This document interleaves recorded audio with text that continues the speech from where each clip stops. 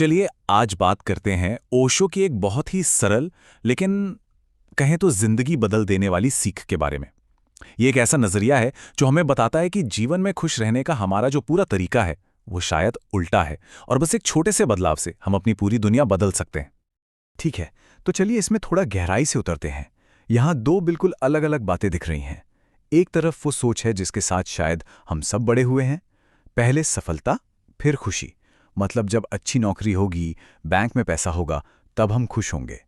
लेकिन दूसरी तरफ वो है जिसे ओशो अस्तित्व का नियम कहते हैं, पहले खुशी फिर सफलता। ये एक एक बहुत बड़ा शिफ्ट है जो हमारी पूरी सोच को ही हिला देता है। तो सबसे पहले उसी आम धारणा को थोड़ा और समझते हैं, जिसे हम कह सकते हैं खुशी का जाल। ये वो सोच है कि आखिर क्यों खुशी का जितना पीछा करते हैं, खुशी हमसे उतनी ही दूर भागती चली जाती है। ये मन का एक ऐसा खेल है जो कभी खत्म ही नहीं होता, है ना? काश मेरे पास वो नौकरी होती तो मैं खुश होता, काश वो घर मिल जाता तो मैं खुश होता। हम हमेशा अपनी खुशी को भविष्य की किसी ना किसी शर्त से जोड़कर रखते हैं। ओशो कहते हैं कि ये मन की एक चाल है। जैसे ही एक इच्छा पूरी होती है, मन फौरन एक नई इच्छा सामने रख देता है। जब लाख रुपए आ जाएंगे तो 10 लाख की चिंता शुरू हो जाएगी। और इस तरह खुशी हमेशा कल में रहती है, आज में कभी आ ही नहीं पाती। और बस यहीं पर ओशो का जो सबसे जरूरी सिद्धांत है वो सामने आता है। वो कहते हैं खुशी कोई परिणाम नहीं है, ये कारण है। आप जो हैं आप उसी को अपनी तरफ खींचते हैं। इसका सीधा सा मतलब है कि हमारी बाहर की दुनिया कुछ और नहीं, बस हमारे अंदर की हालत का एक आईना है। अगर हम अंदर से दुखी और परेशान हैं तो हम और दुख को ही अपनी तरफ बुलाएंगे, और अगर हम अंदर से मस्त हैं, आनंदित हैं, तो आनंद हमारी तरफ खिंचा चलाएगा। ये ऐसा है जैसे हमारी एनर्जी ही यूनिवर्स को एक सिग्नल भेज रही हो। तो सवाल उठता है कि इसका हल क्या है? चलिए अब उस कमाल के कॉन्सेप्ट को समझते हैं जिसे ओशो मस्ती कहते हैं। ये बिना शर्त वाले आनंद को खोजने का एक राज है।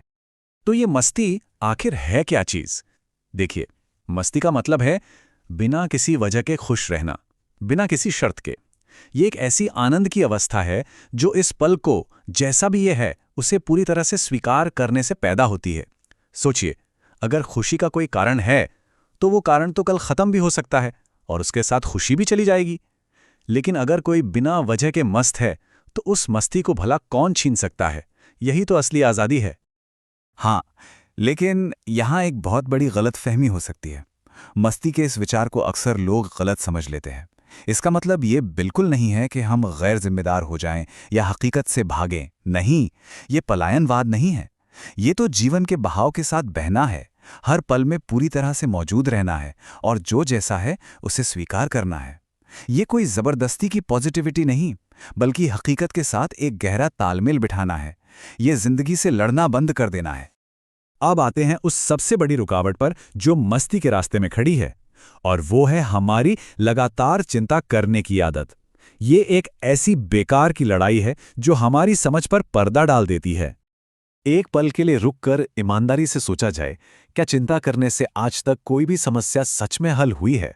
जीवन में जितनी भी चिंताएं की हैं, उनसे मिला क्या? शायद कुछ भी नहीं। बल्कि हुआ यह है कि चिंता ने अक्सर छोटी समस्याओं को भी और बड़ा बना दिया है। ओशो इसके पीछे की पूरी साइंस समझाते हैं। होता क्या है, जब हम चिंता करते हैं तो हमारे शरीर और दिमाग में एक तनाव पैदा होता है, और इस तनाव में हमारी जो समझदारी है, जो इंटेलिजेंस है, वो ब्लॉक हो जाती है। हमारा दिमाग जैसे धुंधला हो जाता है और हमें वो हल भी नहीं दिखते जो शायद बिल्कुल हमारे सामने ही पड़े होते हैं। तो सबसे जरूरी बात यह है कि चिंता को छोड़ देना कोई लापरवाही नहीं है, बल्कि यह सबसे समझदारी भरा काम है अगर हम सच में कोई हल ढूंढना चाहते हैं। जब हम शांत होते हैं, रिलैक्स्ड होते हैं, मस्त होते हैं, तो अचानक से रास्ते दिखने लगते हैं, क्योंकि तब हमारी बुद्धि साफ होती है और हम चीजों को बिल्कुल स्पष्ट रूप से देख पाते हैं। ठीक है, तो थ्योरी तो समझ आ गई, पर इसे अपनी रोज की जिंदगी में कैसे लाएं? चलिए अब कुछ प्रैक्टिकल कदमों की बात करते हैं। ओशो इसे मस्ती की कला कहते हैं, जिसे थोड़ा थोड़ा करके साधना पड़ता है। तो ये है आनंद की 4 मुख्य कलाएं। पहली है स्वीकार। इसका मतलब हार मानना नहीं, बल्कि जो हकीकत है उससे लड़ना बंद करके उसके साथ सहयोग करना है। दूसरी है साक्षी भाव, मतलब अपने विचारों और अपनी भावनाओं को थोड़ी दूरी से देखना, उनमें डूबना नहीं। ये समझना कि हम विचार नहीं बल्कि उन्हें देखने वाले हैं। तीसरी कला है बिना शर्त प्रेम। यानी सिर्फ देने की खुशी के लिए देना, बदले में कुछ पाने की उम्मीद रखे बिना। और चौथी बहुत ही जरूरी कला है हंसी। जीवन को एक खेल की तरह देखना और खुद को बहुत ज्यादा सीरियसली ना लेना। और सबसे अच्छी बात यह है कि इन बड़ी बड़ी बातों को बहुत ही छोटी छोटी आसान आदतों में बदला जा सकता है, जिन्हें कोई भी अपना सकता है। जैसे सुबह उठते ही सिर्फ इस बात के लिए शुक्रगुजार होना कि हम जिंदा हैं। ये स्वीकार और प्रेम का अभ्यास है। दिन में बस 3 बार एक गहरी सांस लेकर बेवजह मुस्कुरा देना, ये हंसी और वर्तमान में आने की कला है। कोई भी एक काम, चाहे वो चाय पीना ही क्यों ना हो, उसे पूरी जागरूकता के साथ करना साक्षी भाव को जगाता है। और रात को सोने से पहले दिन की कोई भी 3 अच्छी बातें याद करना, यह हमारे अंदर आनंद के भाव को और मजबूत करता है। यही छोटे छोटे कदम हैं जो धीरे धीरे जिंदगी को बदल देते हैं। तो जब ये बदलाव आने लगता है तो असल में जिंदगी में क्या बदलता है? क्योंकि नतीजा वो नहीं है जो ज्यादातर लोग सोचते हैं। चलिए अब बात करते हैं जीवन की असली जीत के बारे में, जो बाहर नहीं बल्कि अंदर मिलती है। देखिए, एक बात साफ समझनी होगी, मस्ती में जीने का ये मतलब बिल्कुल नहीं है कि जिंदगी से मुश्किलें खत्म हो जाएंगी। नहीं, मुश्किलें तो जीवन का हिस्सा है, वो तो आती रहेंगी। असली बदलाव जो होता है वो है उन मुश्किलों से निपटने की हमारी अपनी क्षमता में, हमारी भीतरी शक्ति और स्थिरता बढ़ जाती है। इसको ऐसे समझिए कि पहले जो तूफान हमें जड़ से उखाड़ देता था, अब वही तूफान शायद बस हमारी टहनियों को हिलाकर चला जाएगा। जो बात पहले हफ्तों तक परेशान करती थी, वो अब शायद कुछ मिनटों के लिए ही परेशान करेगी। हम अंदर से इतने मजबूत और शांत हो जाते हैं कि बाहरी हालात हम पर उतना गहरा असर नहीं डाल पाते। तो यहां आकर कामयाबी की, सक्सेस की पूरी परिभाषा ही बदल जाती है। असली सफलता अब कोई बड़ा घर या बड़ी गाड़ी नहीं रह जाती। असली सफलता है हर हाल में, हर परिस्थिति में आनंदित और शांत रहना। और ये एक ऐसी सफलता है जिसे दुनिया की कोई भी ताकत हमसे छीन नहीं सकती। ये हमारी अपनी भीतरी कमाई है।